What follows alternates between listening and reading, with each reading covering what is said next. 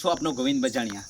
મિત્રો, પાટણ જિલ્લામાં આવેલું સમી ગામ, ત્યાં આગળ 3 બાળકોની પરિસ્થિતિ ખૂબ ગંભીર છે અને સાથે એમની મમ્મી પણ છે। અને થોડા સમય પહેલાં 3 વર્ષ પહેલાં તેમના પપ્પાનું અવસાન થયું છે, બાળકોના પપ્પાનું, અને તેમની મમ્મી પણ છે અને મમ્મીને મગજની બીમારી છે અને બાળકોની ગંભીર પરિસ્થિતિ છે। તો પાટણ જિલ્લામાં આવેલું સમી, તો એ બાળકોની વિઝિટ કરીશું, મળીશું, એમની પરિસ્થિતિ જાણીશું અને જોઈએ બધા આપણે સાથે મળીને આ બાળકોને હેલ્પ મદદ કરીશું। આવો કેમેરામેન। તમે જોઈ રહ્યા છો વિડીયોની અંદર જેમ કે છાપરું છે અને ગરમી તો તમે જોઈ રહ્યા છો કે ખૂબ છે। અને આવા છાપરાની અંદર ચોમાસામાં એમ કહેવાય કે બહુ વરસાદ હોય, વાવાઝોડું હોય, ત્યારે આ પરિવારને ઘણી બધી મુશ્કેલી પડતી હશે, એ તો આપ સૌ જાણો છો। તમે જોઈ રહ્યા છો, કેમેરામેન બતાવો ને ચારે બાજુ આ એમની પરિસ્થિતિ જો તમે વિડીયોમાં જોઈ રહ્યા છો એ પ્રમાણે। તો મિત્રો, આ છે 3 બાળકોનું છાપરું એમ કહેવાય, એમનું ઘર છે એમ। તો એમની પરિસ્થિતિ બહુ જ ગંભીર છે। તો હવે આપણે મળીશું બાળકોને। આવો। તો એમ કહેવાય કે 3 વર્ષ પહેલાં પિતાની છત્રછાયા ગુમાવી છે। તમે જોઈ રહ્યા છો બાળકોની પરિસ્થિતિ અને જે બેનની તમને વાત કરીએ। શું નામ છે મોટા ભાઈ તમારું? વિજય। વિજયભાઈ, શું કામ કરો છો વિજયભાઈ? શું કામ કરો છો તમે?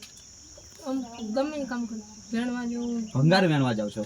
બાળક છે એ ભંગાર વેણવા જાય છે, તમે જોઈ રહ્યા છો, એમના જ મોઢે સાંભળીએ આપણે। બેન, તમારું નામ શું છે? મનીષાબેન। મનીષાબેન, કેટલું ભણો છો બેન? 4થું ધોરણ। વાહ, ભણજો બેન। બેન, ભાઈ તારું? દાખલો નથી? કેમ આધાર કાર્ડ નથી? કેમ આધાર કાર્ડ નથી ભાઈને? એટલે કઢાવ્યું નથી?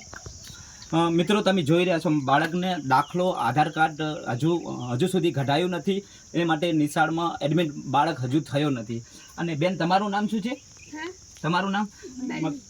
કેમેરામેન નજીક આવો। હા, બલ્લીબેન નામ છે। તમારા ઘરવાળાનું નામ શું હતું બેન?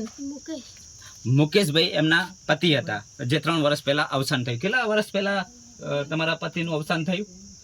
હા, એટલે મગજ અશક્તિના કારણે, બાકી બધા આડોશી પાડોશી કહી રહ્યા છે। કેટલા વર્ષ થયા? 3 વર્ષ થયા છે। તો ઘણી બધી મુશ્કેલી છે એમ। અને તમે માસૂમ બાળકો જોઈ રહ્યા છો, જુઓ, 3 બાળકો જેને કોઈ આધાર નથી, સાવ નિરાધાર પરિવાર છે।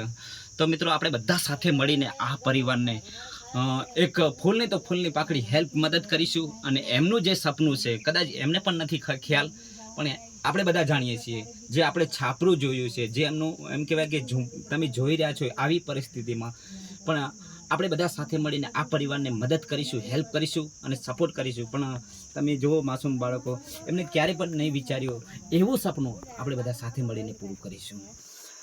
તમારે ઘર નથી? પાકું ઘર નથી? કેમ? એટલે બનાવ્યું નથી?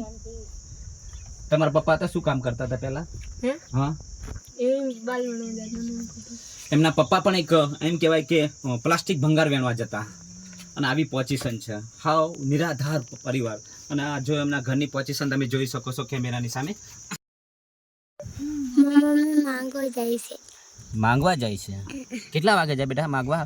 હા, સવારમાં જાય છે। કેટલા પૈસા લાવે છે બેટા? હા, 1000 રૂપિયા। 30 રૂપિયા? 30 રૂપિયા લાવે છે। અને એનેથી આ તમે બધા, તમારું નામ? તમારું નામ બેન, આપનું નામ શું છે? તમારું નામ? મગજની આ બીમારીના કારણે તમે જોઈ શકો છો। તમારું નામ શું છે બેન? બલીબેન। આપ શું કામ કરો છો? હા, માગવા જાવ છો? એટલે દરરોજ માગવા જાવ છો? અરે ભગવાન। બકા, તારું નામ શું છે? રવિ। શું કરે છે બેટા તું? હા, ઘરે જ રહો છો? તમારું નામ શું છે બેન? હા, મનીષાબેન। આપ શું કરો છો? ઘરે જ? તમારું નામ શું છે મોટા ભાઈ? વિજય। વિજયભાઈ, આપ શું કરો છો? ભંગાર વેણવાનું ગમે કામ કરું। ભંગાર વેણવા જાવ છો? મજૂરી કે ગમે તે નાનું મોટું કામ કરી લો છો? આ છાપરું, જેમ કે આ છાપરું છે, તો ઘણી બધી મુશ્કેલી તો ચોમાસામાં પડતી હશે ને? તો ચોમાસામાં જ્યારે વરસાદ આવે, વાવાઝોડું આવે, તો પછી શું કરો તમે લોકો? એમને એમ જ પડ્યા રહો? અરે ભગવાન।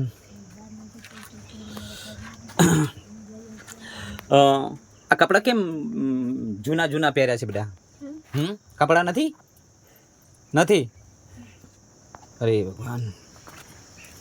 તો મિત્રો આ છે પાટણ જિલ્લાનું સમી ગામના આ માસૂમ બાળકો તમે જોઈ રહ્યા છો, અને ઘણું બધું તમે એને બતાવું તમે જોઈ શકો છો વિડીયોની અંદર.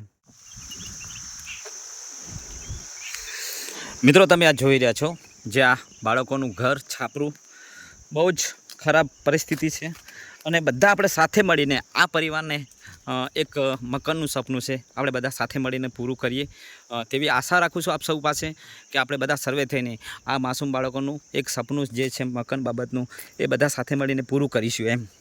અને માસૂમ બાળકો માટે જેમ કે હાવ પરિસ્થિતિ જોઈ રહ્યા છો કેવી છે છાપરાની હાલત. આ એમનું નાહવા માટેનું બાથરૂમ બહુ જ ગંભીર હાલત છે.